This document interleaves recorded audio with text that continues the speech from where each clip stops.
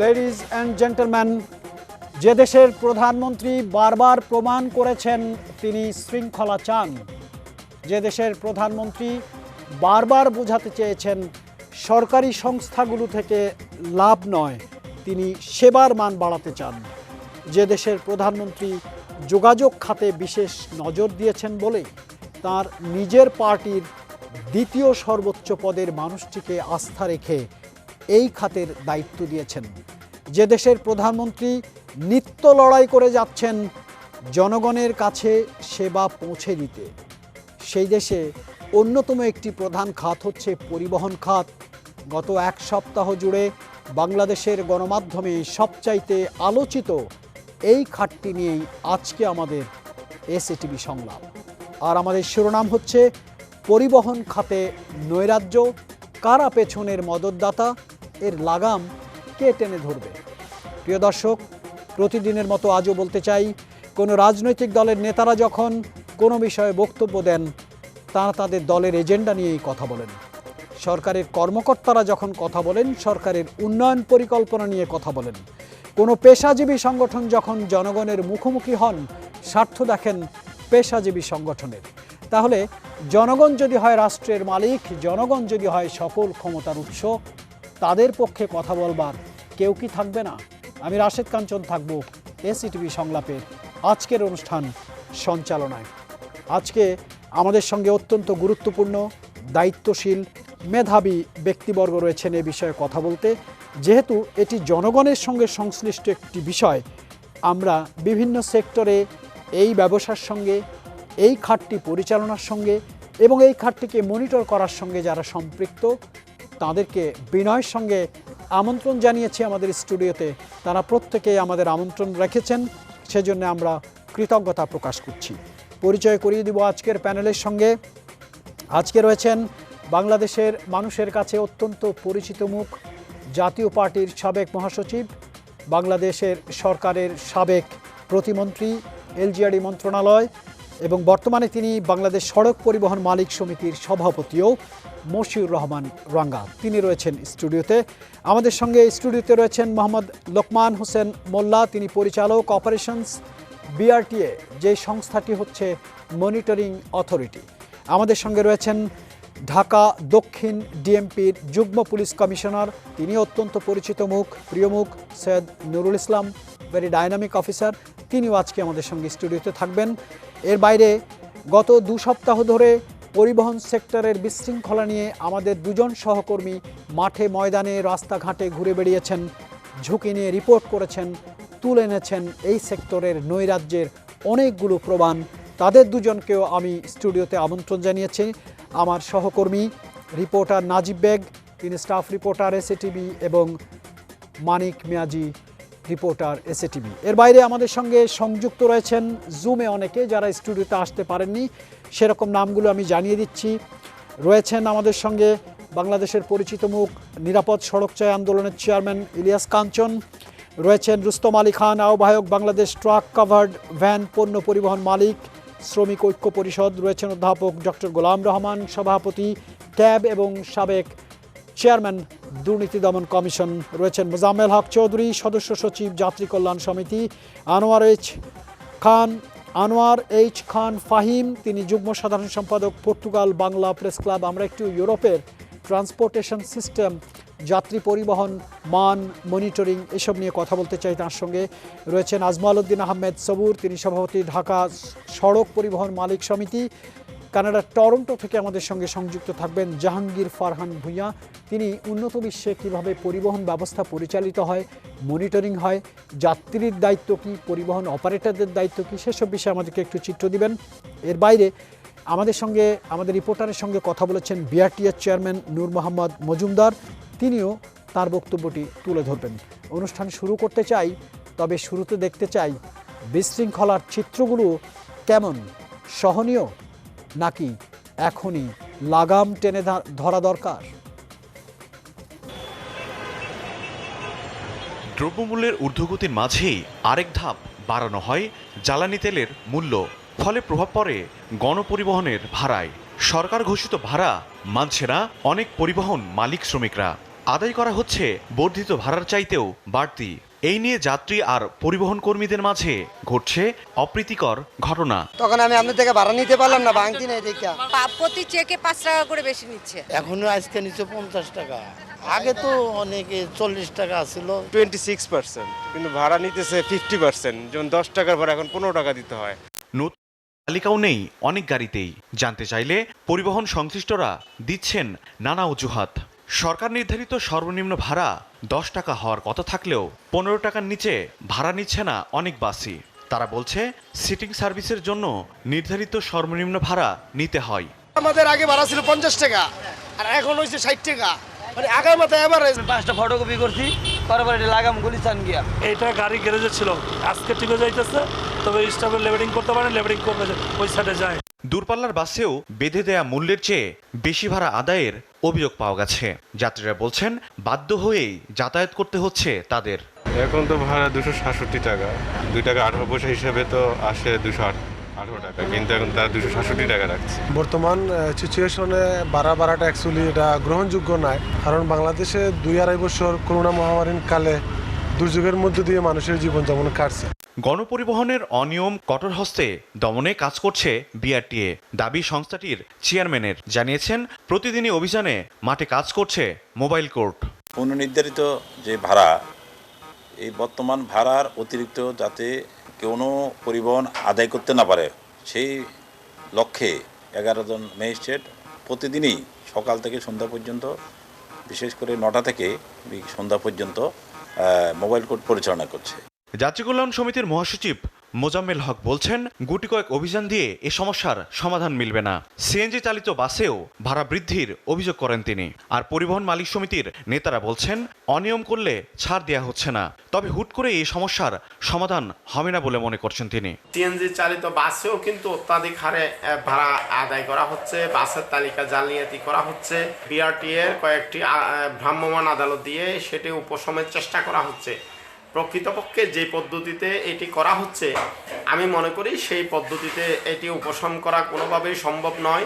কোনো জিনিসটাই তো একদিনে সমাধান হবে না, একটু সময় নেবে। 10,000 টাকা ফাইন করছে, আমি কিন্তু তার জন্য রিকোয়েস্ট করি না, কখনোই আমরা রিকোয়েস্ট করছি না, কারণ আমরা চাই এই জিনিসটা গভর্নমেন্ট যে ভাড়াটা নির্ধারণ করছে, এই ভাড়াটা যাতে সেই ভাড়া মূল্যের মধ্যেই থাকে। 5 থেকে 10% গাড়িতে যাত্রী ভাড়া নিয়ে অনিয়ম হচ্ছে বলেও স্বীকার করেছেন তিনি। এসএটিভি, ঢাকা।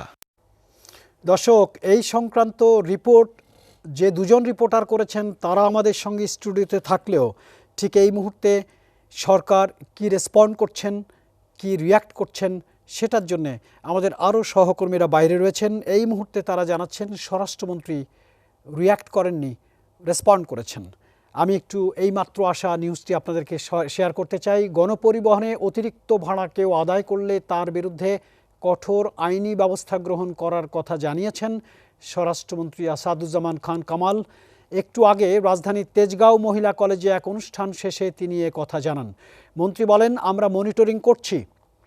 পরিবহন মালিক ও শ্রমিকদের সাথে নিয়ে বিআরটিএ বৈঠক করে নতুন ভাড়া নির্ধারণ করেছে, কোনো জটিলতা থাকার কথা নয় এমনটি মনে করছেন মন্ত্রী। এদিকে গণপরিবহনে শিক্ষার্থীদের হাফ ভাড়ার দাবিকে সড়ক অবরোধ প্রসঙ্গে মন্ত্রী বলেছেন, তেলের মূল্য বৃদ্ধির সাথে হাফ ভাড়ার কোনো সম্পৃক্ততা নেই। এই দাবি তাদের পুরনো, যা টাস্কফোর্সের মাধ্যমে পর্যায়ক্রমে বাস্তবায়ন করা হবে বলেও জানিয়েছেন স্বরাষ্ট্রমন্ত্রী। কন্ট্রোল, আমরা একটু স্বরাষ্ট্রমন্ত্রীর বক্তব্যটি শুনতে চাই। মূল্য বৃদ্ধির জন্য যেই বাস ভাড়া নিয়ে অসন্তোষের কথা বলেন, এইটা কিন্তু বিআরটি একটা ভাড়া বৃদ্ধির এটা অ্যামাউন্টটা আনুপাতিক হারে এই আমাদের পরিবহন মালিক শ্রমিকদের সঙ্গে বসে এটা তারা যৌথভাবে সিদ্ধান্ত নিয়েছে। কাজেই এইটা আমার মনে হয় এখানে কোনো জটিলতা থাকার কথা নয়। বাস্তবায়নে আপনারা কোনো সহযোগিতা করবেন? বাস্তবায়নে তো আমরা অবশ্যই দেখব, তারা যদি কেউ এর চেয়ে বেশি ভাড়া নেয় অবশ্যই আমরা তারা আইনের আওতায় নিয়ে আসবো। আর আমরা এখন দেখছি যে তারা কিভাবে এটা ফলো করছে। ছাত্রদের এটা তো এই সড়ক অবরোধের, এই যে সড়কের যে তেল মূল্য বৃদ্ধির সঙ্গে এটা নয়। এই দাবিটা তাদের আগেই ছিল, এইটা আমাদের বোধহয় টাস্ক ফোর্সের ভিতরেও সেই দাবিটা আসছে।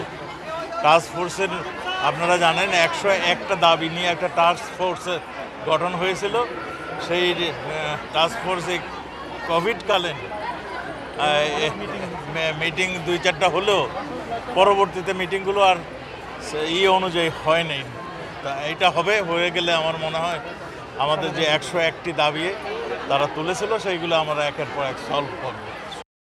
পরিবহন খাতের নৈরাজ্য, কারানেপথ্যের মদতদাতা, এদের লাগাম টেনে ধরবে কে? রেসপন্ড করেছে সরকার।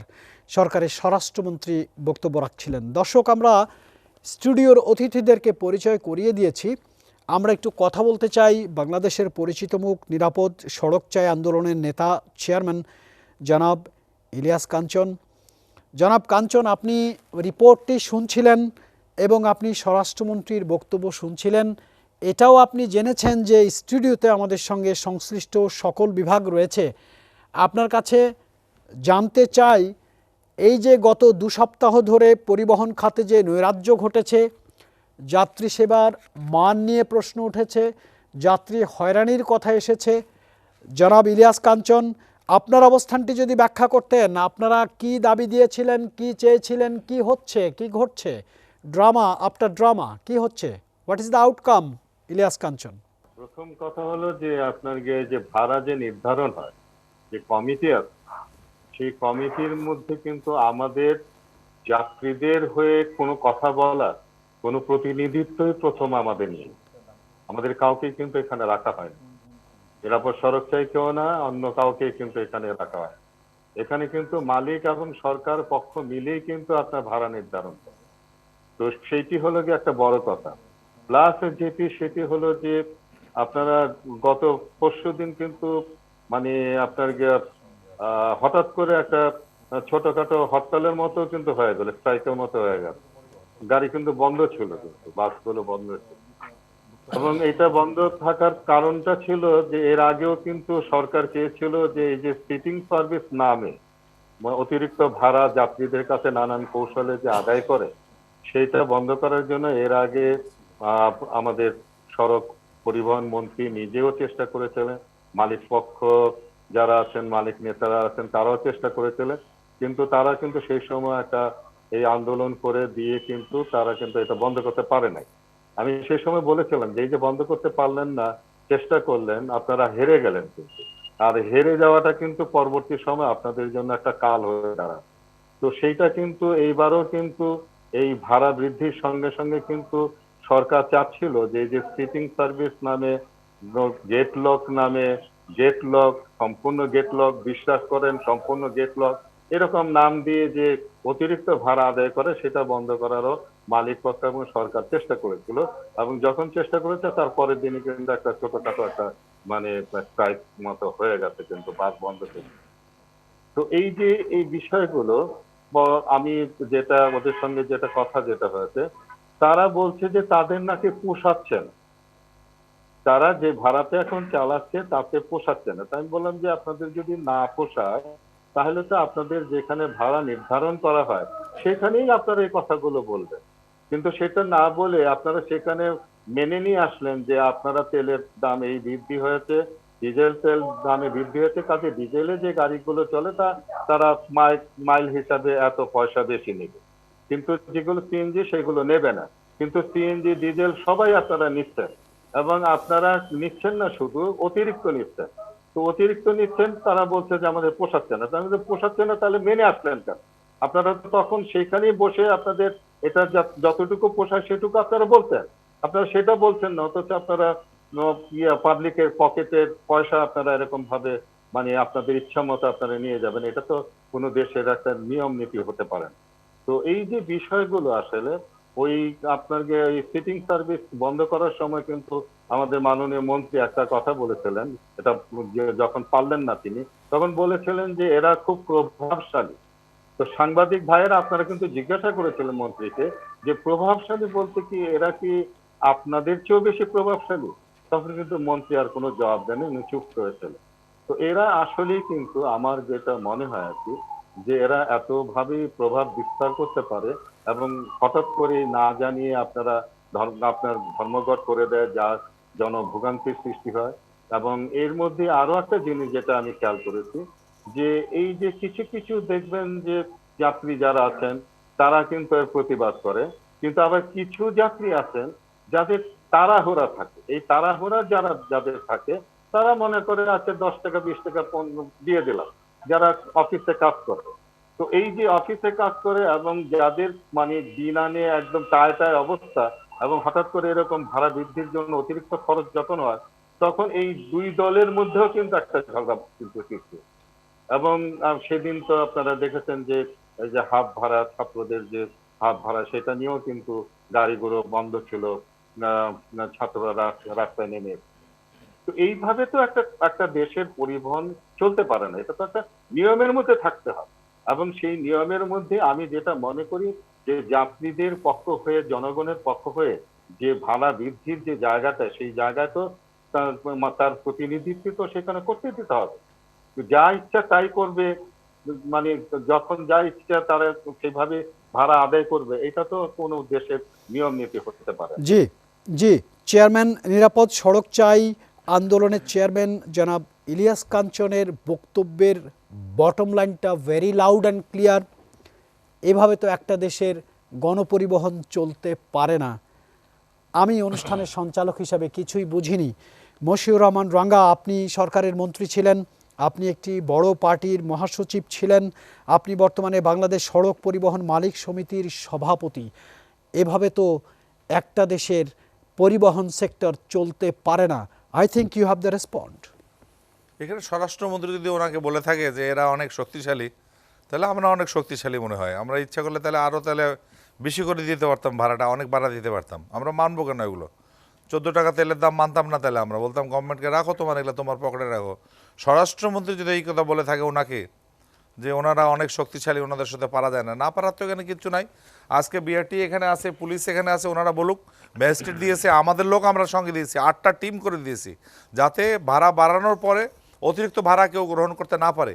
এবং আমার সহসভাপতি একজন বোধহয় বললেন, উনি বাবু সাহেব বললেন যে সবুজ সাহেব বললেন যে 10,000 টাকা তার একটা গাড়িতে জরিমানা করা হয়েছে, সে কোনো কথা বলে নাই। আমরাও কোনো কথা বলছি না।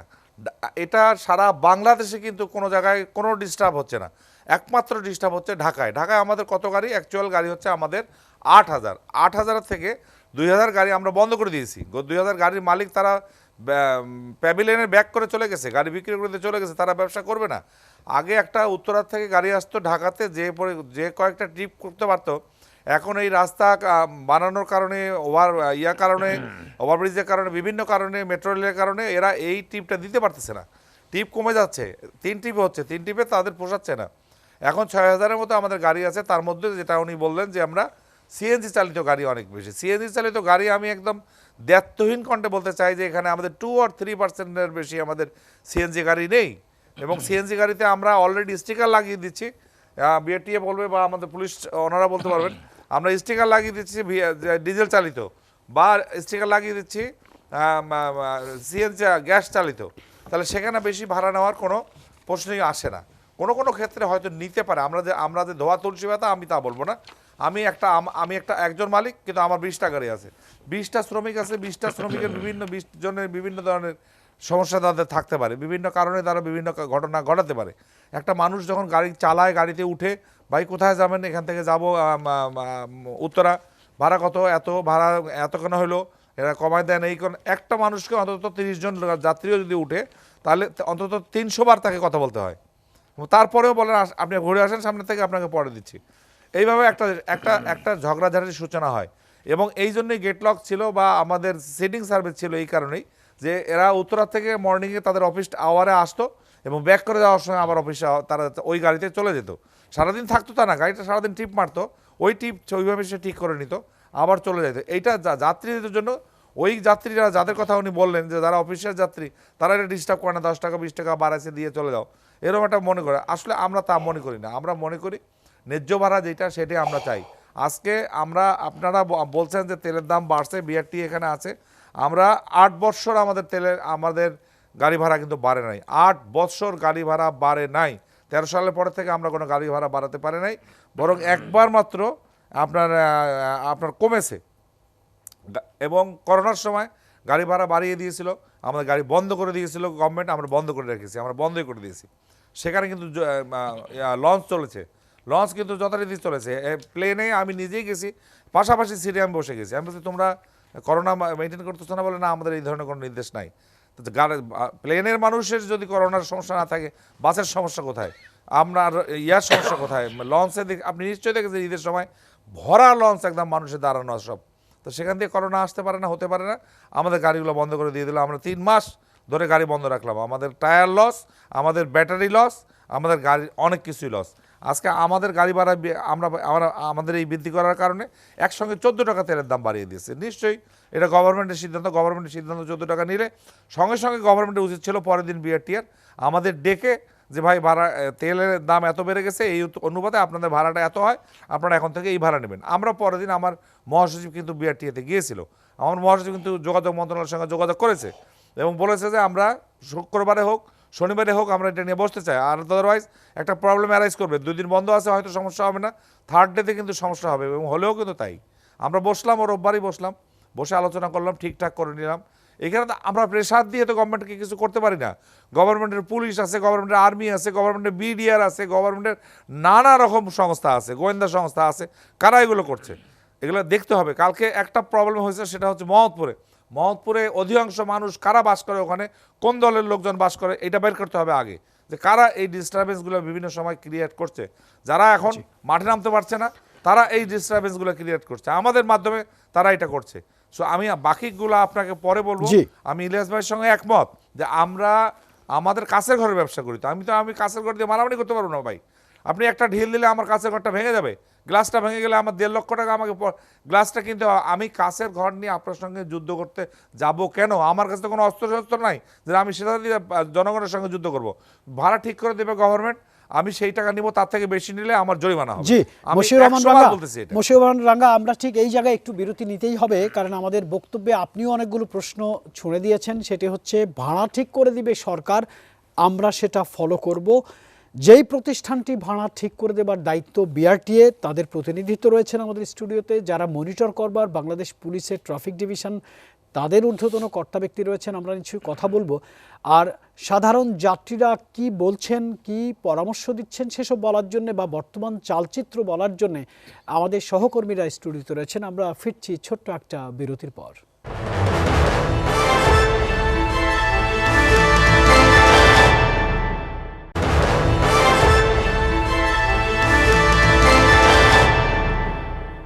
দর্শক, বিরতির আগে সভাপতি বাংলাদেশ সড়ক পরিবহন মালিক সমিতি অর্থাৎ বাসের মালিকরা বলছিলেন যে সরকার ভাড়া নির্ধারণ করে দেবে, আমরা তো কাচের ঘর নিয়ে রাস্তায় থাকি, আমরা কাচের ঘরে থেকে যুদ্ধ করতে চাই না, আমরা যাত্রী সেবা দিতে চাই এবং সরকারের নির্ধারিত ভাড়া আমরা মান্য করতে চাই, বলছিলেন মশিউর রহমান রাঙ্গা, যিনি সভাপতি বাংলাদেশ সড়ক পরিবহন মালিক সমিতি। আমরা একটু যেতে চাই, বিআরটিএর প্রতিনিধিত্ব রয়েছেন আমাদের সঙ্গে স্টুডিওতে। ধন্যবাদ আপনার সার্ভিসের জন্য এবং your participation to the studio. Mohammad Lokman Hossain Molla, পরিচালক অপারেশনস বিআরটিএ। তাহলে গ্যাপটা কোথায়?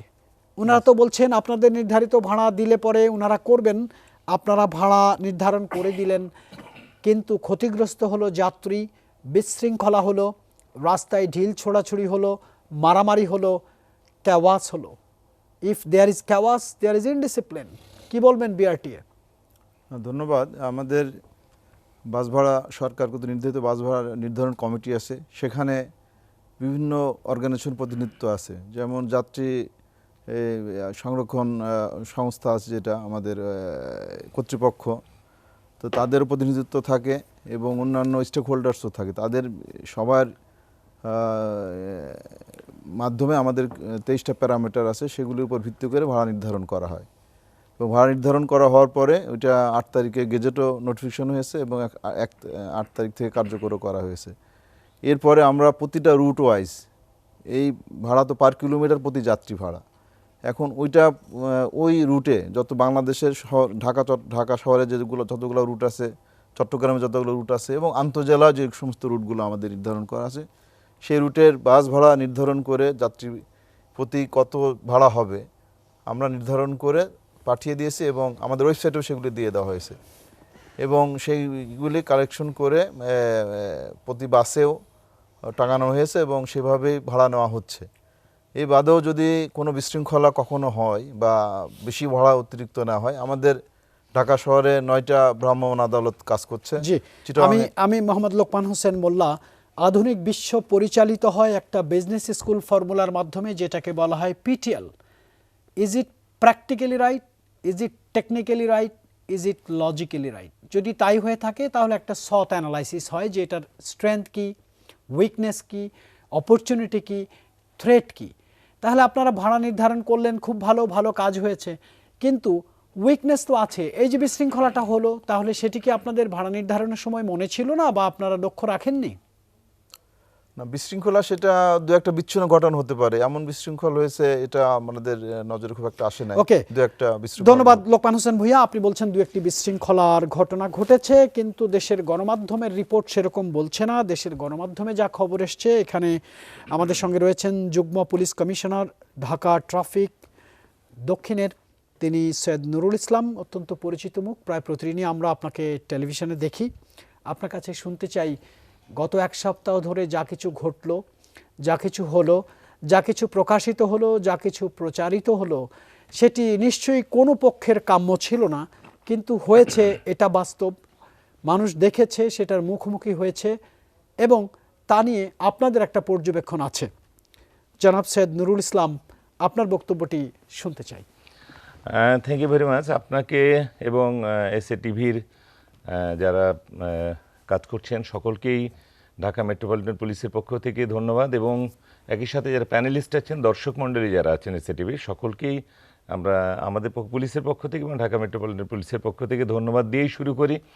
আমরা আসলে মানুষের যে জায়গাটিতে দাঁড়িয়ে থাকি, আমাদের কাছে মনে হয় যে চতুর্দিক থেকে আমাদেরকে দোষারোপ করার একটা সুযোগ থেকে যায়। যারা যাত্রী যাচ্ছেন তারা যখন হয়রানির শিকার হন কোনোভাবে, তখন কিন্তু দায়ী করেন আমাদেরকে। কী কারণে হয়রানির শিকার হচ্ছেন? হয়তো রোড ভাঙা আছে, রোড ন্যারো হয়ে গেছে, অথবা পরিবহন যিনি চালাচ্ছেন তার পরিবহনের চালক যথাযথ নন, অথবা ইচ্ছা করেই হয়তো বেশ কিছুটা অনিয়ম করছেন। আবার কিছু যাত্রী আছেন, বাসের যাত্রী নয়, রাস্তার এপার ওপার পারাপার করছেন, একটা যে গাড়ি আসছে সেদিকে খেয়াল রাখছেন। এই নানামুখী যে সমস্যা, অর্থাৎ রোডে যত লেভেলের ক্রাইসিস আছে, সকল ক্রাইসিসের জন্য আসলে পুলিশকেই পিপুল রেসপন্সিবল করে। তো এটা হচ্ছে আমাদের নিয়তি। আর আমরা এই জায়গাটিতে দাঁড়িয়ে থেকে আমরা সেবার মনোভাব নিয়ে মানুষকে সার্ভিসটা দেওয়ার চেষ্টা করি। তো সেখানে দাঁড়িয়ে থেকে একেবারে থার্ড আই দিয়ে দেখে আমরা যে বিষয়গুলো দেখি, আমার কাছে মনে হয়েছে যে টোটাল যে পরিবহন সেক্টর বা রোড সেফটি বলেন বা রোড কমিউনিকেশন বলেন, এটা হচ্ছে কমপ্লিট একটা সায়েন্স। এবং এই যে সায়েন্স, এটাকে সায়েন্সের চোখ দিয়ে যদি না দেখা যায়, যদি এটাকে বিচ্ছিন্ন অথবা খণ্ডিত অংশ আকারে দেখা যায়, তাহলে আমার কাছে মনে হয় যে এটার যে সমস্যা সেটা সমাধান করা সম্ভব নয়। সুতরাং এই গোটা সায়েন্সটাকে একটা হোলিস্টিক অ্যাপ্রোচ নিয়ে যার যে রেসপন্সিবিলিটি আছে তার দায়িত্ব পালন করতে হবে। এই দায়িত্বশীল যারা আছেন, একেবারে রোড নির্মাণ থেকে শুরু করে রোড মেনটেনেন্স, যারা পরিবহনের দায়িত্বে আছেন, পরিবহনের মালিক হন অথবা চালক হন, তারা ইভেন দেন যাত্রী যারা চলাচল করছেন, তাদেরকেও কিন্তু রেসপন্সিবল হতে হবে। এবং এই টোটাল কাজটাকে সরকার সুচারুভাবে পরিকল্পনা করে মনিটর করবেন, তাহলেই কেবলমাত্র সম্ভব হবে। আমি ছোট ছোট করে যদি বলি যে আমাদের সম্মানিত বাংলাদেশ বাস সড়ক পরিবহন মালিক সমিতির সভাপতি একটা কথা বলেছেন যে ঢাকা শহরে যেই বাসগুলো কয়েকটা ট্রিপ দিতে পারতো দিনে, তারা কিন্তু দিতে পারছে না। এটা কিন্তু খুবই সত্য কথা যে রোড ন্যারো হয়ে গেছে। আপনি জানেন যে ওয়ার্ল্ড স্ট্যান্ডার্ড আছে যে একটা আইডিয়াল সিটিতে 25% জায়গা থাকতে হবে ট্রান্সপোর্ট কমিউনিকেশনের জন্য। আনফর্চুনেটলি বাংলাদেশের ঢাকা শহরে কিন্তু আছে 6 থেকে 6.5%। তারপরেও নানা কনস্ট্রাকশনের কারণে বিআরটি এলিভেটেড বিআরটি লাইন হচ্ছে। কালকে আমি একটা মিটিং করলাম, এখানে 12টা আন্ডারগ্রাউন্ড রেল স্টেশন হবে এবং আন্ডারগ্রাউন্ড রেলের কাজটাও শুরু হচ্ছে, এই কামিং শর্ট টাইমের ভিতরে শুরু হবে। তো এগুলো আছে। তারপরে বছর ওয়াইজ যে খোঁড়াখুড়ি আছে প্রতি বছর যেটি হয়, তারপর এক্সিটগুলো গাজীপুর টঙ্গী ব্রিজ থেকে ওই দিক বন্ধ, 300 ফিট বন্ধ, যাত্রাবাড়ি থেকে সুলতানা কামাল ব্রিজ বন্ধ, বাবুবাজার ব্রিজ থেকে কেরানীগঞ্জ বন্ধ। এই যে কনস্ট্রাকশনের কারণে যে বন্ধ থাকে, ফলে আসলে এই যে 6 থেকে 6.5% জায়গা, এটা কিন্তু ইউটিলাইজ পরিবহনগুলো করতে পারে না। পরিবহন ইউটিলাইজ করছে 3 থেকে 4% জায়গা, আর প্রতি মাসে প্রায় 10,000 গাড়ি বাড়ছে, জনসংখ্যাও ঠিক সেই হারে বাড়ছে। তা আমরা রোডগুলোকে এক্সপান্ড করতে পারছি না কোনোভাবেই। বিকল্প যে রাস্তা তৈরি হচ্ছে এলিভেটেড, বিশেষ করে আপনার এমআরটি বা এই যে মেট্রো রেল যে তৈরি হচ্ছে, সেটা যখন হয়ে যাবে হয়তো খানিকটা স্বস্তি আমরা পাবো। তো এখন যে ট্রিপগুলো যে দিতে পারছে না, সেই ট্রিপগুলো সংখ্যা যে কমে গেছে, তাতে কিন্তু বাসের যে আয়টা এটা কিন্তু কমে গেছে। It's true. আমি সৈয়দ নুরুল ইসলাম, আপনি অনেকগুলো বিষয় নিয়ে এসেছেন এবং বলেছেন সায়েন্টিফিক্যালি এটাকে মুভ করতে হবে, সায়েন্টিফিক্যালি ফেস করতে হবে। It's a composite package. জি, শুধু ভাড়ার বিষয়ে গন্ডগোল হলে হবে না, বাসের কোয়ালিটি, পরিবহন, রাস্তা, ম্যানেজমেন্ট সব কিছুকে একটা আপনি হোলিস্টিক অ্যাপ্রোচের কথা বলছিলেন। অর্থাৎ it's a complete, composite, comprehensive একটা পলিসি অ্যাডাপ্ট করতে হবে। আমি একটু আপনাদেরকে শোনাতে চাই, আমার দুজন সহকর্মী এখানে আছেন, গত 2 সপ্তাহ ধরে তারা বিষয়টি ফলো করছিলেন, যাত্রীদের সঙ্গে কথা বলেছেন, চালকদের সাথে কথা বলেছেন, যারা অপারেট করছে তাদের সাথে কথা বলছেন। কিন্তু সম্পাদকীয় নীতিমালায় আমরা তাদেরকে অনেকগুলো জায়গায় নিয়ন্ত্রণ করতে হয় সংবাদের মানের প্রশ্নে অথবা সংবাদের কন্টেন্টের স্ট্যান্ডার্ডের প্রশ্নে। আমি একটু নাজিব বেগের কাছে প্রথমে দৃষ্টি আকর্ষণ করতে চাই। আসলেই আমাদের পরিবহন খাতের নৈরাজ্য কি মাত্রা ছাড়িয়ে গেছে? আপনারা তো রিপোর্ট করছেন নাজিব বেগ। আসলে মানুষের সঙ্গে যখন আমরা কথা বলেছি, বিশেষ করে যাত্রীদের সঙ্গে, তারা কিন্তু বারবার একটা বিষয় বলছে যে এখন যেহেতু দ্রব্যমূল্যের ঊর্ধ্বগতির কথা বলছেন, এর মাঝেই হঠাৎ করে যখন জ্বালানি তেলের বিশেষ করে ডিজেল এবং কেরোসিনের দাম বাড়লো, তারা শুরুতেই কিন্তু আশঙ্কা করছিলেন আসলে ভাড়াটা কেমন হবে। এরপরে এই দুইটি বিষয় তো আছে, মানে গণপরিবহনের ভাড়াটা কেমন বাড়বে, এটা নিয়ে তাদের মধ্যে একটা চিন্তা ছিল। এবং পরবর্তীতে কিন্তু সেটির আমরা একটা যে অবস্থা কিন্তু আমরা দেখতে পেলাম যে ভাড়া নিয়ে কিন্তু এখন প্রতিনিয়ত দেখা যাচ্ছে বাসে সমস্যা হচ্ছে। এখানে বিএটিএর যিনি আছেন তিনি যেটি বলছিলেন যে 9টি ঢাকা শহরে 9টি তাদের মোবাইল কোর্ট হচ্ছে। কিন্তু সাধারণ মানুষের সঙ্গে যখন আমরা কথা বলছি, তারাও যেটি বলছেন যে আসলে এই অল্প কিছু মোবাইল কোড দিয়ে কিন্তু আসলে কি এই সমস্যাগুলো আসলে যে দেখভাল করা, এটা আসলে কতটুকু প্রতুল হচ্ছে সেটি তারা বলছেন। আরেকটি বিষয় যে আমরা কিন্তু পরিবহন মালিক সমিতির নেতাদের সঙ্গে কথা বলেছি, তারা যেটি বলছিলেন যে বাসের যে মূল্য তালিকা, তারা বলছেন যে সব বাসই তারা মূল্য তালিকাগুলো দিয়েছেন, কিন্তু এটি কিন্তু আমরা দেখতে গিয়ে দেখেছি যে সব বাসে কিন্তু এই জিনিসগুলো আমরা দেখতে পাইনি। তো আমরা যখন বারবার বলছিলাম, তারা পকেট থেকে বের করছিল। তো যাত্রীরাও কিন্তু এই জন্য বলছে যে আসলে ভাড়াটা আসলে কত, এক্স্যাক্ট কত, সেটা নিয়ে তারা কনফিউশনে পড়ছেন, তখন কিন্তু দ্বন্দ্বগুলো লাগছে। আরেকটি বিষয়, যখন মাঝে মাঝে ধর্মঘটগুলো হয়, নাজিব বেগ আমি আপনাকে যে একটু থামাতে চাই। আপনি বলেছেন আপনার রিপোর্টিং এক্সপেরিয়েন্স হচ্ছে বাস যারা অপারেট করছে তারা বলছেন ভাড়ার তালিকা টাঙিয়ে দেওয়া হয়েছে, কিন্তু আপনি প্র্যাকটিক্যালি পেয়েছেন টাঙানো নেই, সেটা তাদের পকেটে আছে। সবগুলো না, কয়েক কিছু। এরকম একটি তথ্য এসছে, আমরা একটু পেতে চাই। দুর্নীতি দমন কমিশনের সাবেক চেয়ারম্যান, বর্তমানে তিনি কনজিউমার্স অ্যাসোসিয়েশন অফ বাংলাদেশ ক্যাবের সভাপতি, আপনার কাছে প্রশ্নটি সোজা। সেটি হচ্ছে, সরকারের নির্ধারিত ভাড়া টাঙানোর কথা রয়েছে, যাত্রীদের জানানোর কথা রয়েছে, আপনি কনজিউমার্স অ্যাসোসিয়েশনকে নেতৃত্ব দিচ্ছেন, আপনি দুদকের সাবেক চেয়ারম্যান ছিলেন। জানতে চাই, সেই ভাড়ার কাগজ আমার সহকর্মী, আমার রিপোর্টার পেয়েছেন বাসের চালকের অথবা কন্ডাক্টরদের পকেটে। কি বলবেন? যেটা বলা হচ্ছিল যে ডিজেলের দাম বাড়াতে একটা অস্থিতিশীল পরিস্থিতি সৃষ্টি হয়েছে, সেই অস্থিতিশীল পরিস্থিতির থেকে নৈরাজ্যের সৃষ্টি হয়েছে। অর্থাৎ একটা স্থিতিশীলতা ছিল বা ইকুইলিব্রিয়াম ছিল, সেই ইকুইলিব্রিয়ামটা নষ্ট হয়ে গেছে। এখন আরেকটা ইকুইলিব্রিয়াম যে পর্যন্ত প্রতিষ্ঠিত না হচ্ছে, সে পর্যন্ত কিন্তু নানা রকমের সমস্যা দেখা দিবে। এবং এই যে আরেকটা ইকুইলিব্রিয়াম সৃষ্টি হওয়ার একটু সময় লাগবে, মানে সবাইকে ধাতস্থ হতে একটু সময় লাগবে। এবং এই সময়ে কিছু অব্যবস্থাপনা, কিছু ভোগান্তি, কিছু না অনেক ভোগান্তি, এগুলি কিন্তু থাকবে বলে আমার ধারণা।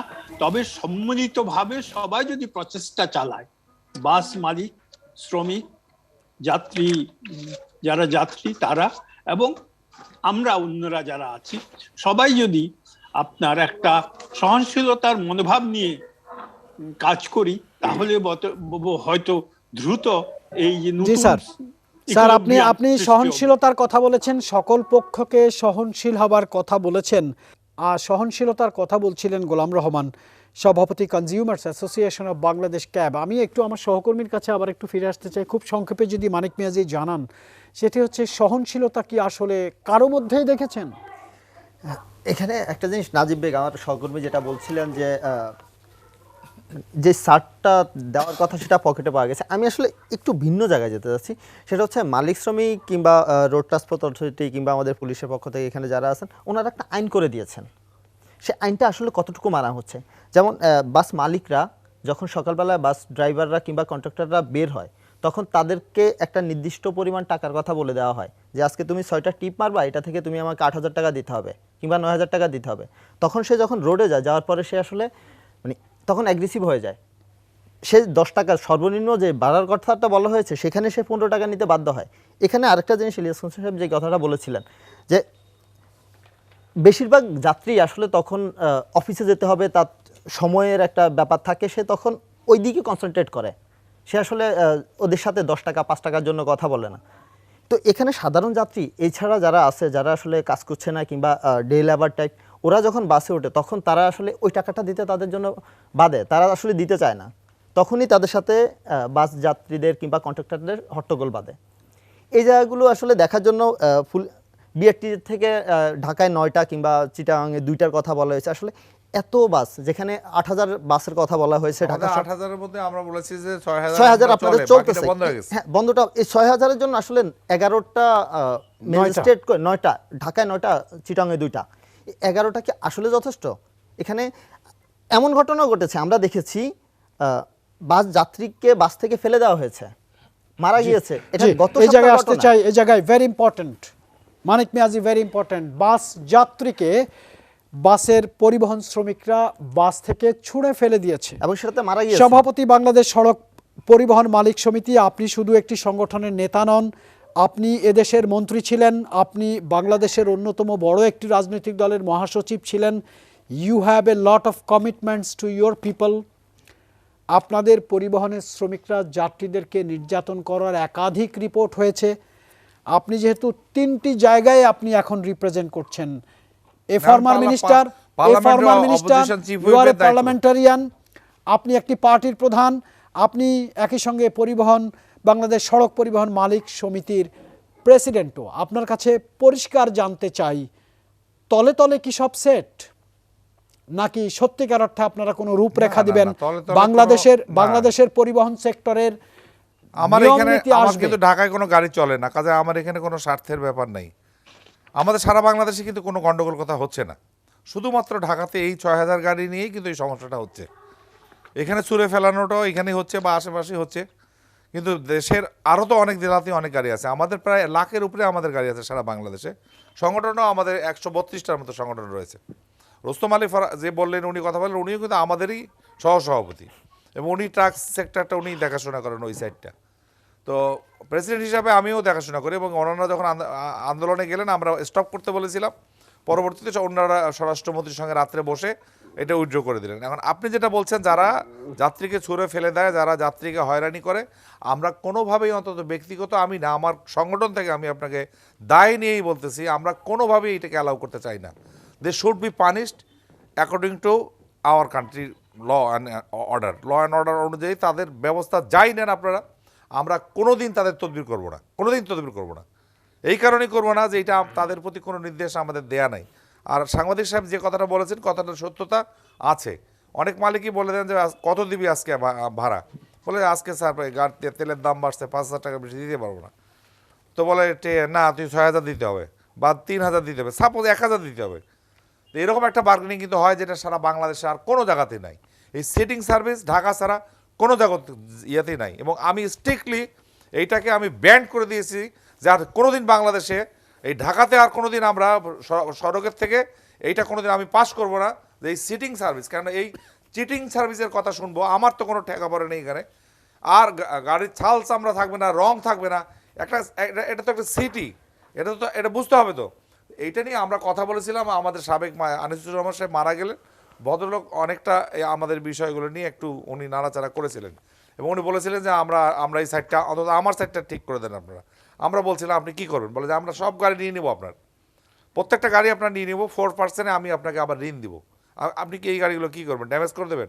বলে না, আমি গাড়িগুলো আমি বিভিন্ন স্কুলে দিয়ে দিব এবং টাইমলি বিভিন্ন দেশে আপনি দেখবেন যে এই গাড়িগুলোর একটা যেগুলো চিলড্রেন ক্যারি করে বাচ্চাদের, তাদের একটা আলাদা সাইরেন থাকে এবং সমস্ত গাড়ি সরে যায়। আমি নিজেও চোখেও দেখেছি এটা, জাপানে সব গাড়ি সরে যায়, ওরা আগে চলে যায়, ওদের তো স্কুল টাইম, বাচ্চাদের চলে যায় এবং সেই কারণে ওটা উনি করতে চেয়েছিলেন এবং উনি বলছিলেন 3টা রং থাকবে, 3টা রঙের গাড়ি দিয়ে আমরা, এবং 2 সিটি কর্পোরেশন যখন আনিস সাহেব ছিলেন তখন ওই উনিও দুজন একসঙ্গে হয়ে ওনারা ঠিক করলে যে না একসঙ্গে করলে জিনিসটা ভালো হবে।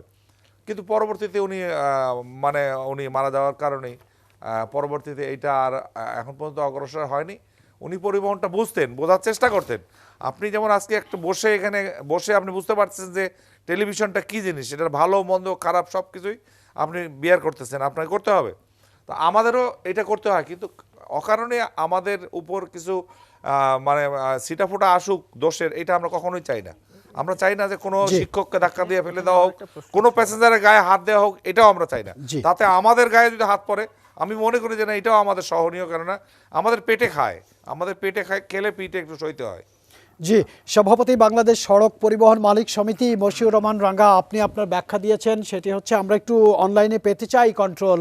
যাত্রী কল্যাণ সমিতির মহাসচিব মোজাম্মেল হক চৌধুরী, আপনি যাত্রী কল্যাণ সমিতির সভাপতি, কি কল্যাণ হচ্ছে যাত্রীদের? ধন্যবাদ আপনাকে। আসলে যাত্রীদের কোনো কল্যাণ হচ্ছে না এবং কোনো কল্যাণ আমরা করার চেষ্টা করছি, কিন্তু এখানে সরকারের অংশগ্রহণ প্রয়োজন, মালিকদেরও সহযোগিতা প্রয়োজন। মালিকরা আন্তরিক না হলে এখানে যাত্রীদের কল্যাণ নিশ্চিত করা সম্ভব নয়। আসলে আজকে ভাড়া নিয়ে যে নৈরাজ্য শুরু হয়েছে, যে নৈরাজ্য চলছে, এখানে আমাদের মালিক সমিতির সম্মানিত সভাপতি রাঙ্গা ভাই আছেন। রাঙ্গা ভাই আসলে সিটি সার্ভিসের গাড়ি চালান না, ওনারা বাইরের গাড়ি চালান, সেই কারণে ভেতরের কার খবর জানেন না। রাজধানীর গণপরিবহনগুলোতে আমরা চড়ি। আসলে আজকের যে মূল সমস্যা, এই সমস্যা কিন্তু কেউ অনুধাবন করছে না। এই সমস্যাটা হলো যে আসলে মালিকরা সরকারে ভাড়া না বাড়াইলেও বছরে ভাড়া বাড়িয়ে নিয়েছেন। ভাড়া বাড়িয়ে নিয়ে ভাড়াটা এমন একটা পর্যায়ে গিয়ে পৌঁছেছে, বর্তমানে একচেটিয়া ভাড়া বাড়ানোর পরে তালিকাটার যখন প্রস্তুত করা হলো, তখন তারা দেখতে পাচ্ছেন তারা এমনিতেই তালিকা থেকে আরো 3 গুণ 4 গুণ বাড়তি ভাড়া নিচ্ছেন। আমি আপনাদের ছোট্ট একটা পথের উদাহরণ দেই, যে পথটাতে আমি প্রতিদিন যাতায়াত করি, সেটা হলো গুলিস্তান থেকে শনিয়াকড়া। এই পথটার দূরত্ব মাত্র 7 কিলোমিটার। এখানে 7 দুগুণ 14, 15, 16 টাকার মতো ভাড়া আসে, কিন্তু ভাড়া নেওয়া হচ্ছে 25 টাকা। আপনি একবার ভেবে দেখেন, যদি আমি আরো একটা পথ দেখাই, যেমন কেরানীগঞ্জের কদমতলি থেকে এই যে গুলিস্তান, দূরত্ব 3 কিলোমিটার। আগে ভাড়া নেওয়া হয়েছে 10 টাকা 15 টাকা, এখন নেওয়া হচ্ছে 20 টাকা 25 টাকা। তাহলে এমনিতেই তারা এখানে যদি সরকার নির্ধারিত ভাড়া কার্যকর হয়, মিনি বাসে 8 টাকা এবং বড় বাসে 10 টাকা হবে, কিন্তু এখন সরকার নির্ধারিত ভাড়া কার্যকর করলে তার ভাড়া 3 গুণ কমে আসে।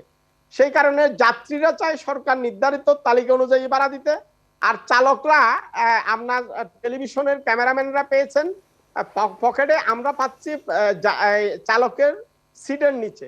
আমরা যদি মোবাইল কোড ডাকি অথবা সার্জেন্টকে ডাকি, তখন আমরা দেখি চালকের সিটের নিচে থেকে এই ইয়াটা বের করে দেন, তালিকাটা বের করে দেন। আসলে কোন বাসে এখন সরকার নির্ধারিত ভাড়া এটা কার্যকর করা যাবে না যতক্ষণ পর্যন্ত সিটিং সার্ভিস নামটা না উঠানো হবে, ওয়েবিল প্রথাটা না করা হবে। এখন আমাদের বিআরটি এর হলেও আমরা দেখেছি তোলা হয়নি, যেখানে আগে 6টা ছিল এখন 4টা করা হচ্ছে। এটা কেউ যদি বলে যে এটা সেটিং সার্ভিস, এটা মানার কথা না, কিন্তু যাত্রীরা যখন বলছে তখন ওরা বলছে যে এমন কথা, আপনি যে কথা এর আগে বলছিলেন যে ফেলে দিয়েছি, মেরে ফেলেছি, তো কি হয়েছে, আমাদের মালিক তো আমাদেরকে বাঁচাচ্ছে, এরকম কথা আসছে। ফেলে দিয়েছি, মেরে ফেলেছি, মালিক তো বাঁচিয়েছে। দর্শক, দুটো প্রশ্ন করে একটু বিরতিতে যেতে চাই। সেটি হচ্ছে, ভাড়া কি বেড়েছে? বেড়েছে। বিশৃঙ্খলা কি বেড়েছে? জি বেড়েছে। সেবার মান কি বেড়েছে? না। এবং যাত্রীর নিরাপত্তা কি বেড়েছে? না। ফিরছি বিরতির পর।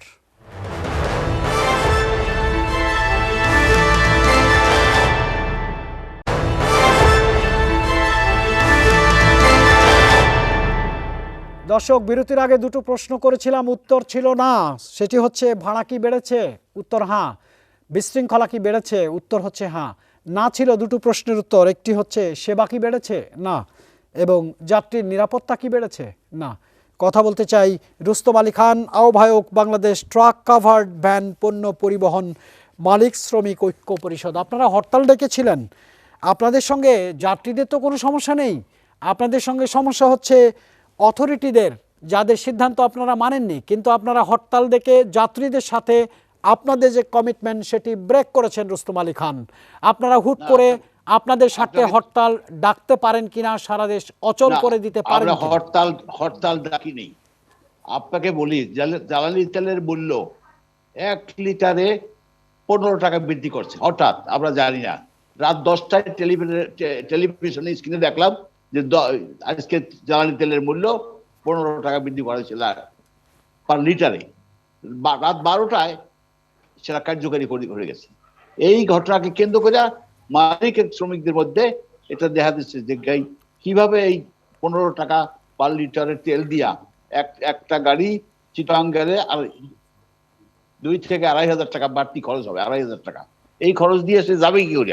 এই কারণে সমস্ত গাড়ি বন্ধ হয়ে গেছে, তারা বন্ধ করে দিচ্ছে।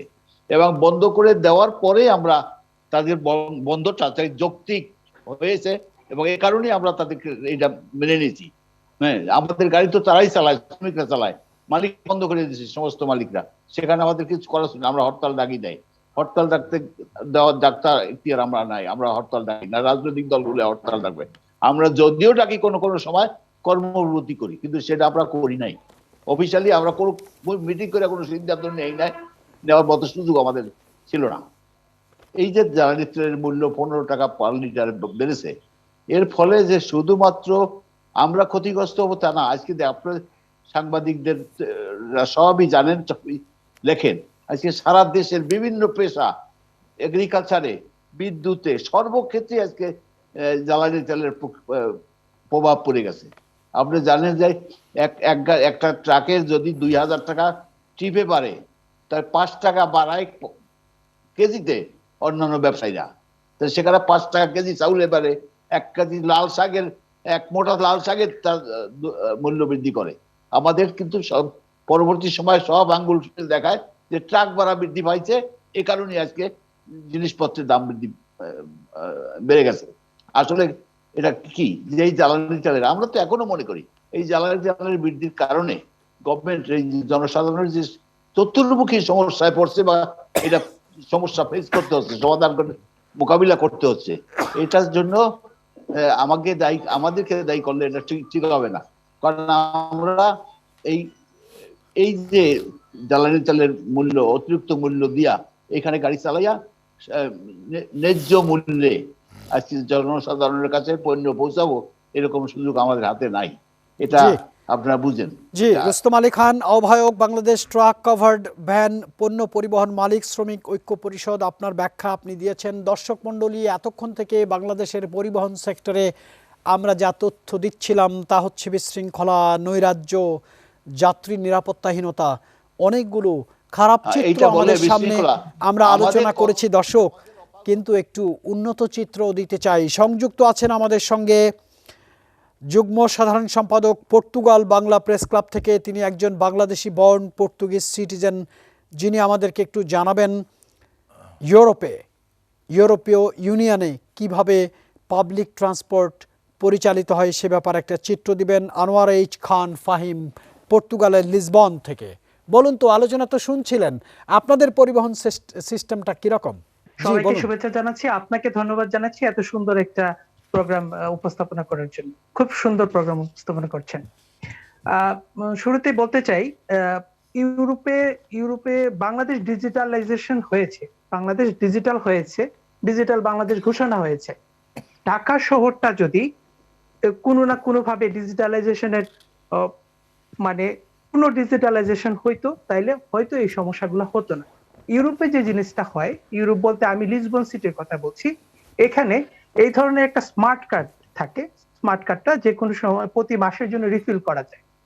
পুরা শহরের জন্য হচ্ছে সব সার্ভিস ট্রান্সপোর্টেশন, যেটা হচ্ছে বাসও ইউজ করতে পারবেন, আপনি এখানে মেট্রো চলে মেট্রো ইউজ করতে পারবেন। ইনফ্যাক্ট আপনি শুধু শহর না, শহরের বাইরে যেমন এখানকার সিন্ত্রা আছে, ফারো আছে, ওই জায়গা পর্যন্ত এই একই কার্ড টাচ করে আপনি যে কোনো জায়গায় যেতে পারবেন।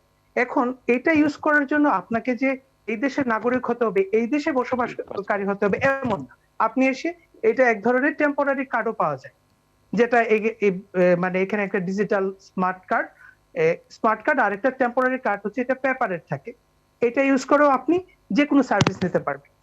তো এখানে হচ্ছে একটা কার্ডের মাধ্যমে পুরা লিসবন সিটিটা আপনি যে কোনো ধরনের ট্রান্সপোর্ট ইউজ করতে পারবেন, বাস, মেট্রো এবং এখানে এক ধরনের ট্রাম আছে যেটা অনেক এখানকার ঐতিহ্যবাহী একটা ট্রেনের মতো ট্রাম, যেটা কলকাতাতে চলে এবং লিসবনে চলে।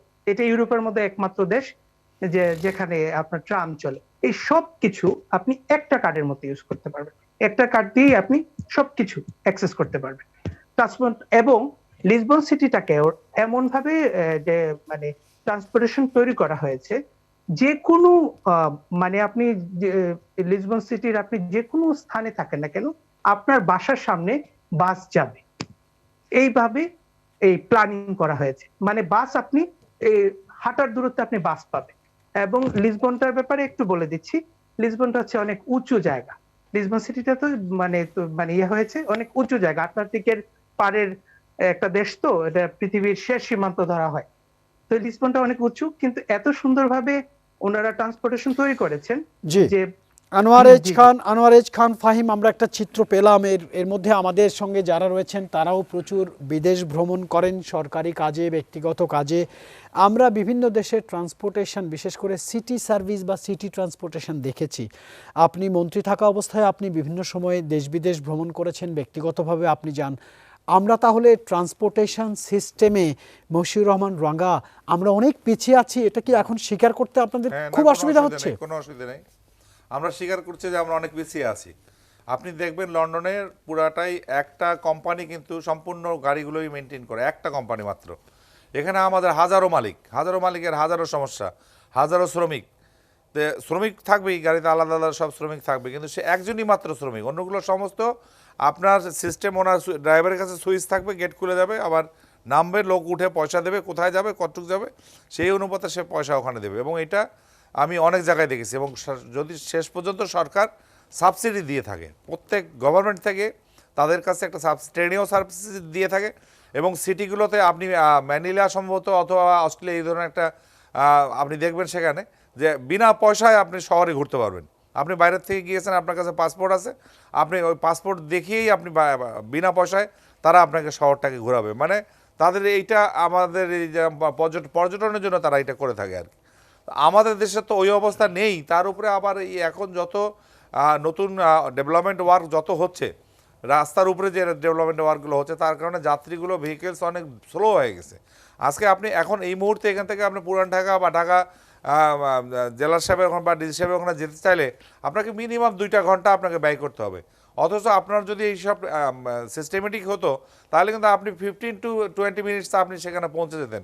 আমাদের এই গাড়িগুলো স্টার্টেই থাকছে, তেলটা কিন্তু আমাদের ব্যয় হচ্ছে, গাড়িগুলো কিন্তু বন্ধ হচ্ছে না। আমার ডিজেল বলেন, পেট্রোল বলেন, অকটেন বলেন, কোনো গাড়ি কিন্তু বন্ধ হচ্ছে না। তো সুতরাং এগুলো সরকারকে এখন ভাবতে হবে যে এখানে কিছু সাবসিডি গভর্নমেন্টকে দিতে হবে, আমাদেরকে দিতে হবে। এই সাবসিডি তো আমরা পাই না, বরং উপরন্ত আমাদের যা আগে ট্যাক্স ছিল সেখান থেকে প্রিজাম্পটিং ট্যাক্স একটা আমাদের ছিল, সেটাকে নিয়ে আসছে এখন মানে 6,500 টাকা। আগে তো 2,500 টাকা ছিল, এখন 6,500 টাকায় নিয়ে আসছে।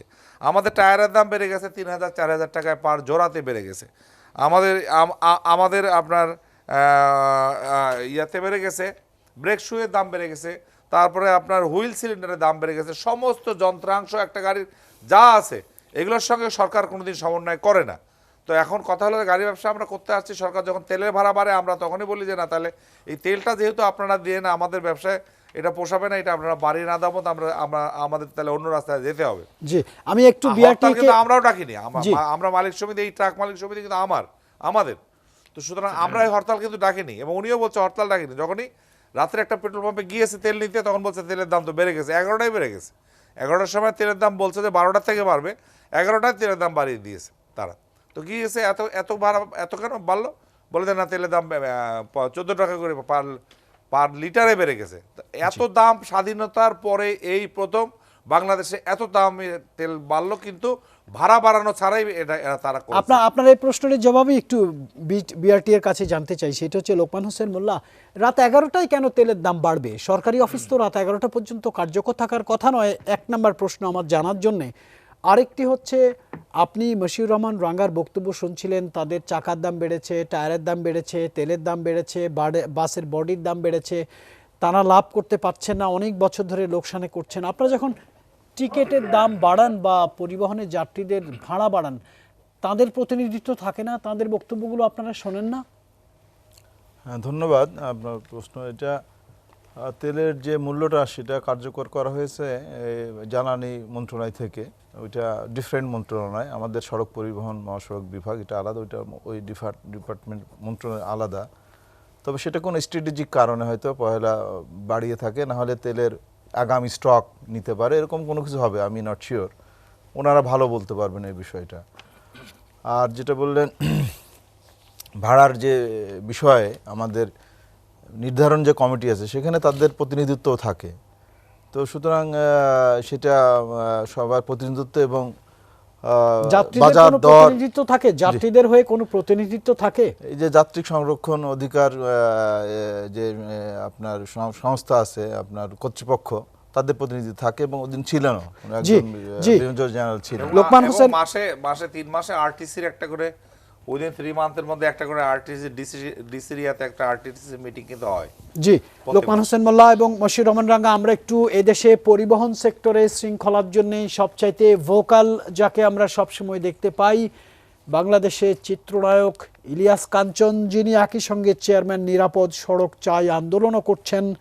জনাব ইলিয়াস কাঞ্চন, আপনার কাছে যেটি জানতে চাই, আপনি বক্তব্যগুলো শুনছিলেন, মালিক পক্ষের বক্তব্য, বিআরটি এর বক্তব্য, সাংবাদিকদের বক্তব্য, তাহলে কি আমরা বলতে পারি হিন্দি সিনেমা থুতু মেমের মতো সবাই সবার দায়িত্ব এড়িয়ে যাচ্ছে, যাত্রীরা মার খাচ্ছেন, যাত্রীরা বেশি ভাড়া দিচ্ছেন, যাত্রীরা প্রয়োজনে পরিবহন পাচ্ছেন না, তার মানে ফলাফল কি যাত্রীদের বিপক্ষেই যাবে?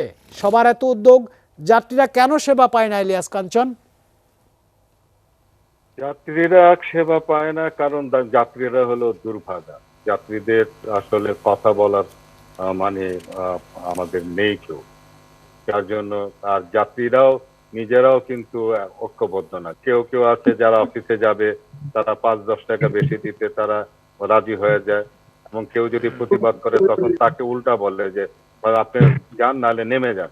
তো এই যে যাত্রীদের মধ্যেই ঐক্যতা নাই, তারপরে আপনার গিয়ে তাদের প্রতিনিধিত্ব কোথাও মানে করা যাচ্ছে না, এইটি একটা ব্যাপার। আরেকটা জিনিস হলো যে আমি যেটা মনে করি আর কি, তেলের দামের সঙ্গে তো শুধু ভাড়ার ব্যাপারটা না, পুরো পণ্যের মানে আপনার গিয়া এই সাধারণ মানুষগুলো কিন্তু ভাড়া যেরকম বাড়তি ভাড়া দিচ্ছে, সেই সঙ্গে কিন্তু জিনিসপত্র যেগুলো পণ্য দ্রব্য যেগুলো কিনছে সেগুলো কিন্তু বাড়তি ভাড়া টাকা দিয়ে কিন্তু কিনতে হচ্ছে। তো আমি যেটা মনে করি যে আমার গভর্নমেন্টের পলিসির কথা আমি বলতে চাই, যে গভর্নমেন্ট যদি এই মানে তেলের মূল্যটা বৃদ্ধি না করে তার যে ভর্তুকিটা সেটা অন্য কোনো ভাবে আদায় করা যেত কিনা, সেইটা আমার মনে হয় ভাবলে মনে হয় যে জনগণের এই ভোগান্তি থেকে বা দ্রব্যমূল্য এবং ভাড়ার এই যে এই ভোগান্তি থেকে আমার মনে হয় যে জনগণ বাঁচতে পারত। কারণ তেলের সঙ্গে আপনার দ্রব্যমূল্য জিনিসটা ওতপ্রোতভাবে জড়িত। যখনই তেলের মূল্য বাড়ে তখনই কিন্তু দ্রব্যমূল্য বেড়ে যায়। এবং এই যে মানুষগুলো করোনার সময় অনেকে চাকরি চলে গেছে, আমি তো দেখি আমার মোবাইলের মধ্যে প্রায় আমি যেটা দেখি যে টিউটর দেব, পড়াতে চাই, অমুক করতে চাই, এই যে এই অবস্থা এইগুলো কিন্তু আগে কিন্তু আমি দেখি নাই। কিন্তু এই যে মানুষ কর্মহীন হয়ে যাওয়া, পাশাপাশি এই যে আপনার দ্রব্যমূল্য বেড়ে যাওয়া, বাসের ভাড়া বেড়ে যাওয়া, এইগুলো তো আসলে আমাদের এই যে তেলের মূল্যের যে ভর্তুকিটা সরকার যেটা দিচ্ছে সেটা অন্য কোনো ভাবে ট্যাক্সের মাধ্যমে হোক কিংবা অন্য কোনো সিস্টেমে যদি এটা করা যেত তাহলে আমার মনে হয় যে সাধারণ মানুষগুলো বেঁচে যেত।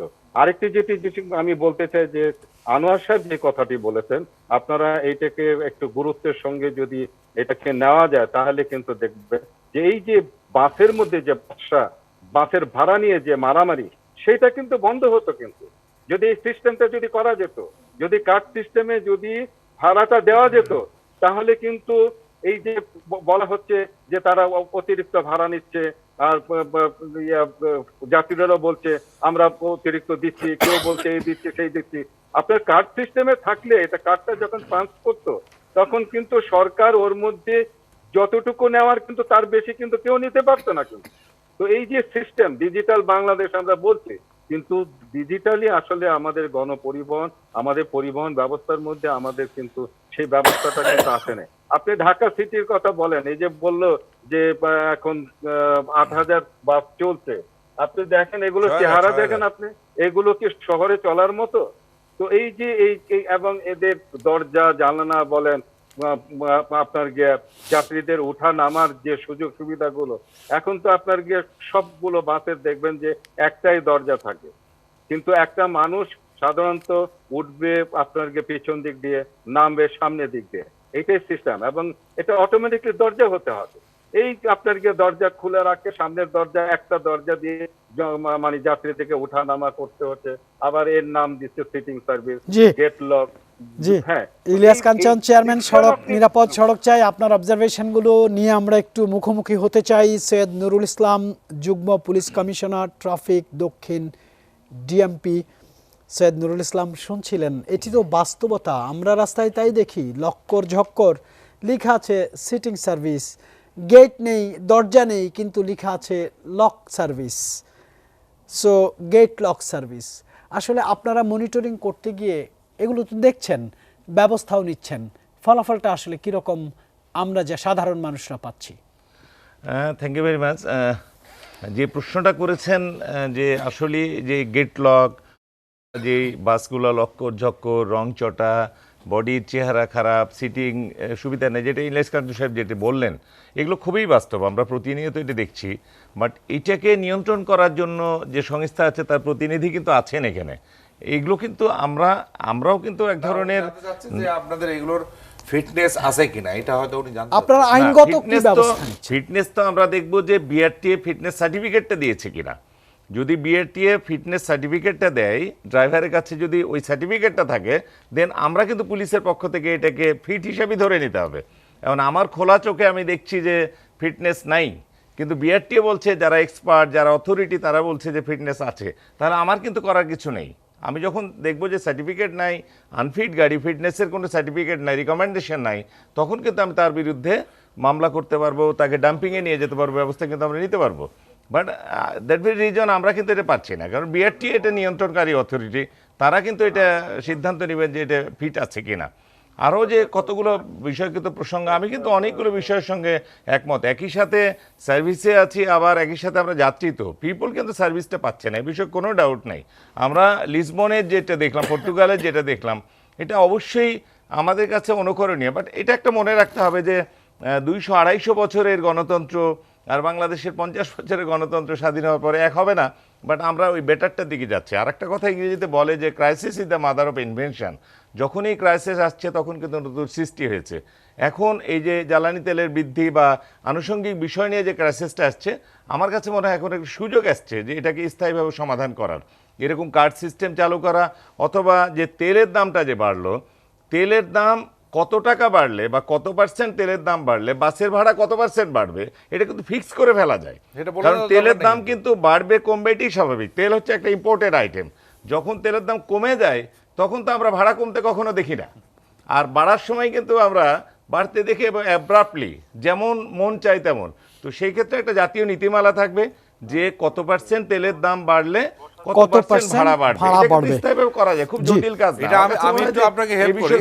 আমি আপনার কথা শুনবো, একটু আমাকে বিরতি নিতে হবে। সৈয়দ নুরুল ইসলাম, আপনার প্রসঙ্গটি নিয়েই মশিউর রহমান রাঙ্গা বক্তব্য দেবেন। তিনি বিভিন্ন ফর্মে ছিলেন, বিভিন্ন সময় মন্ত্রী ছিলেন, সংসদ সদস্য আছেন, পরিবহন মালিকদের মালিক তিনি, একটি বড় রাজনৈতিক দলের নেতাও তিনি। তার বক্তব্য নিশ্চয়ই গুরুত্বপূর্ণ এবং আপনি অবজারভেশনে আছেন, আপনার কথা শুনবো। দর্শক, একটা কথা বলতে চাই, if there is indiscipline there is chaos, if there is chaos there is disorder, if there is disorder there is no development. বিরতি।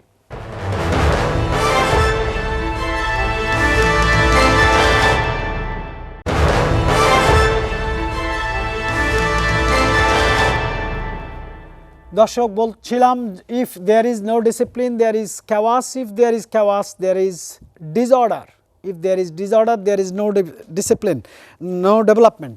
আমরা যেতে চাই অনলাইনে, দেখতে চাই কে আছেন আমাদের সঙ্গে। গোলাম রহমান স্যার রয়েছেন। স্যার, সমস্যা তো অনেক শুনলেন, অনেক বড় বড় বক্তব্য শুনলেন, বড় বড় সমস্যার কথা শুনলেন, আশার কথা শুনলেন।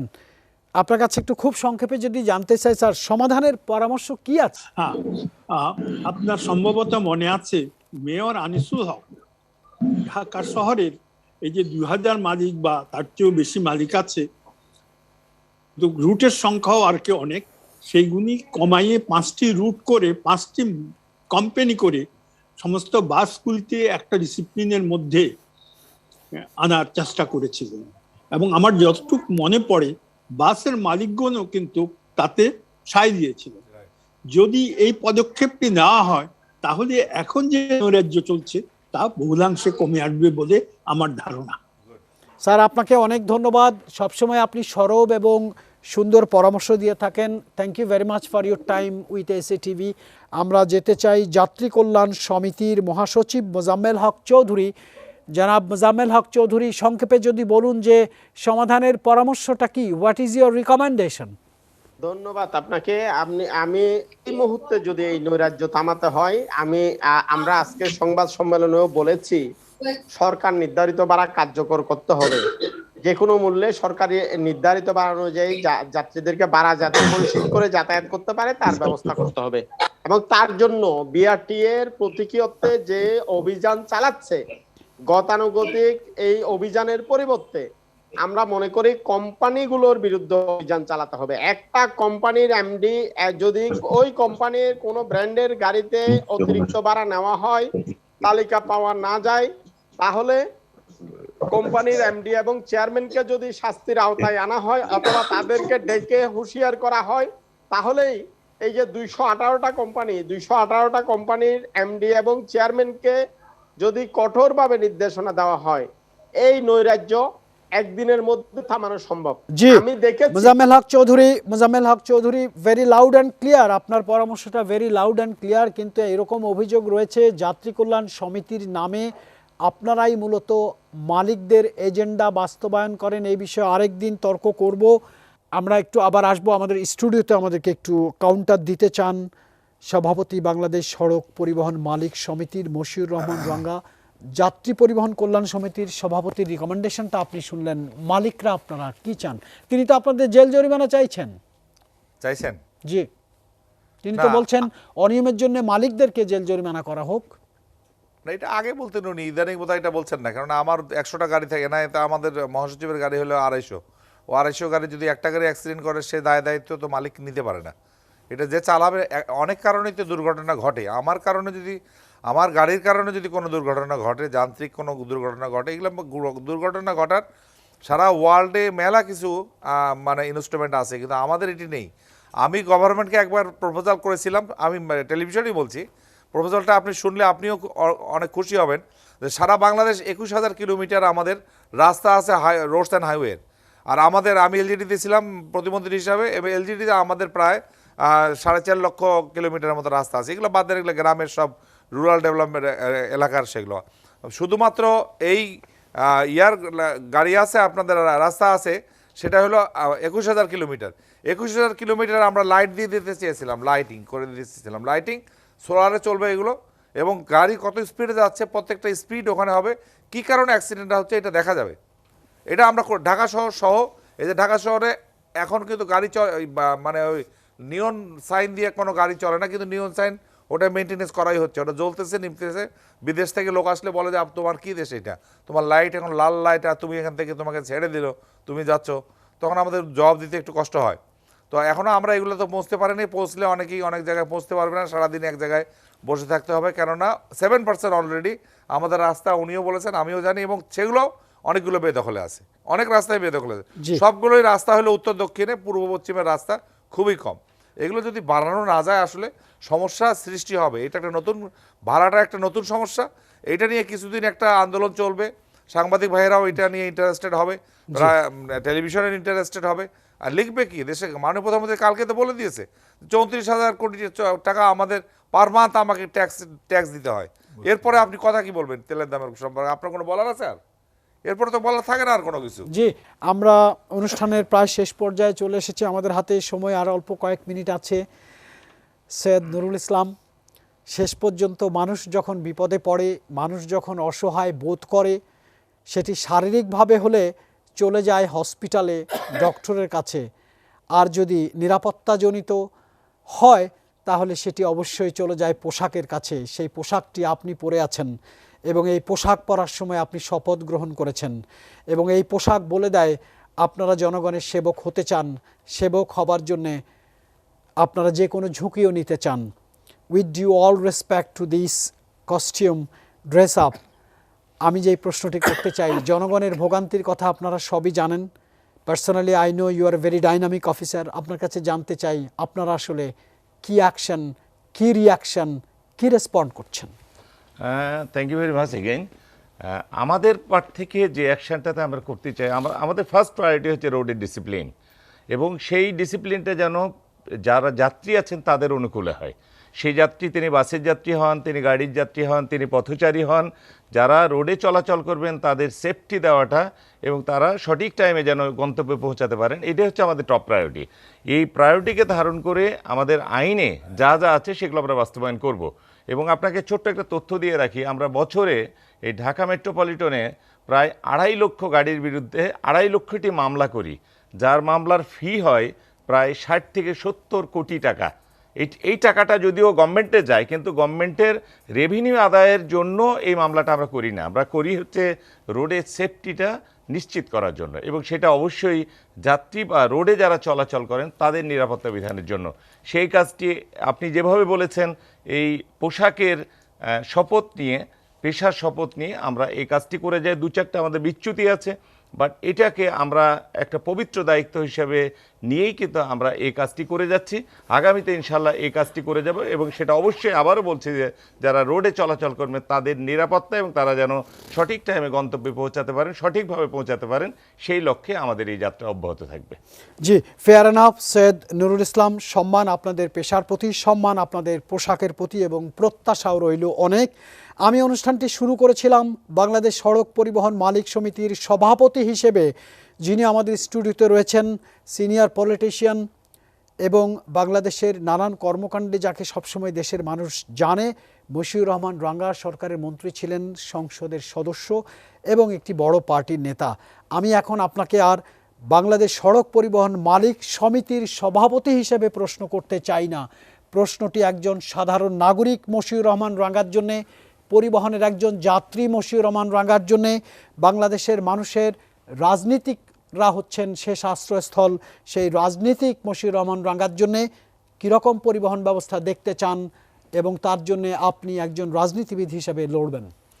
এইটা পরিবহন বিশ্বের অনেক দেশেই সিটিতে যেভাবে গাড়িগুলো চলে, ঠিক সেভাবে চলতে গেলে আমাদের সরকার এত অর্থ ব্যয় করতে পারবে না। আপনি দেখেন বিআরটিসি প্রত্যেক ইয়ারে তারা 100 কোটি টাকার উপরে লস দিচ্ছে, বিআরটিসি লস দিচ্ছে। এই বিআরটিসি দিয়ে কিন্তু দোতলা বাস অনেক চলতে পারতো, ঢাকায় করতে পারতো, আমরা সরে যেতাম এখান থেকে, অসুবিধা ছিল না আমাদের, আমরা অন্যদিকে গাড়িগুলোকে ডাইভার্ট করে নিতে পারতাম।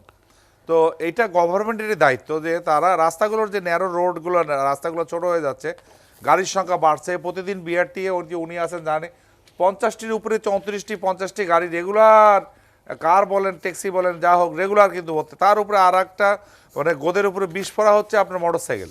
কি অনুপাতে যে মোটরসাইকেল বাড়তেছে, আজকের থেকে 5 বছর পরে আপনাকে আমি বললাম এই মোটরসাইকেলের অত্যাচার আপনি গাড়ি চালাতে পারবেন না ঢাকা, এটা আপনাকে বলে গেলাম আজকে। এই অবস্থা যদি বিরাজ করে ঢাকাতে রাস্তা না বাড়ে, সুতরাং সরকারকেও এগিয়ে আসতে হবে, আমাদেরকেও এগিয়ে আসতে হবে।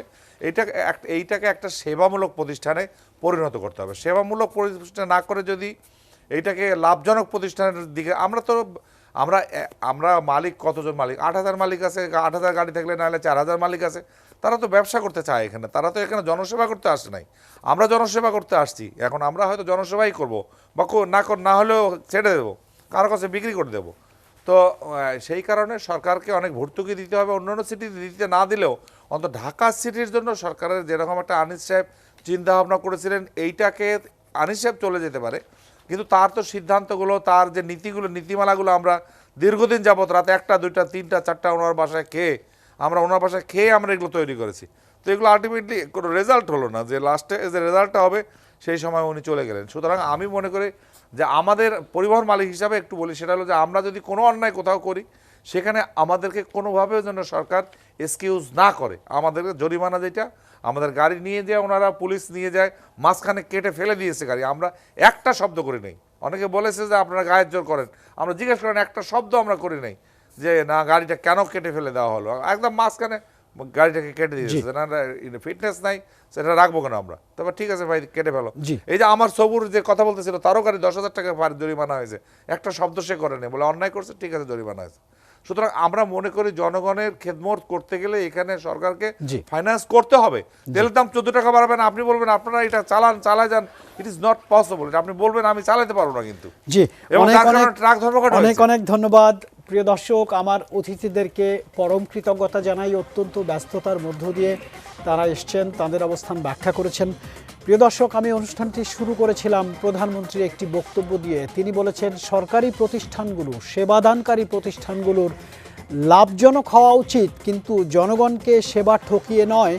তিনি প্রয়োজনে বলেছেন লাভজনক করতে গিয়ে সেবা বঞ্চিত করা যাবে না, সেবা দিতে গিয়ে প্রয়োজনে সরকার ভর্তুকি দিবেন। অসাধারণ পলিসি, জনগণকে সেবামূলক করতে তিনি সরকারি প্রতিষ্ঠানগুলোকে নির্দেশ দিয়েছেন এবং বেসরকারি ব্যবসায়ীদেরকে নানান উদ্যোগে তিনি সহযোগিতা করেছেন, তার প্রমাণ বহুবার তিনি দিয়েছেন। যে কথাটি বলে আজকের অনুষ্ঠান শেষ করতে চাই, আমাদের 74 বছর বয়সী প্রধানমন্ত্রী বারবার প্রমাণ করেছেন তিনি বাংলাদেশের মানুষকে গর্বিত করতে চান। আমাদের প্রধানমন্ত্রী বারবার প্রমাণ করেছেন তিনি উন্নত বিশ্বের কাতারে আমাদের নিয়ে যেতে চান। একটি শিক্ষিত, সুশৃঙ্খল, শিক্ষিত, সুস্থ জাতি হিসেবে আমাদেরকে গড়ে তুলতে চান। জানিয়ে রাখি, প্রধানমন্ত্রী কিন্তু ছাড় দেন, ছেড়ে দেন। শুভরাত্রি।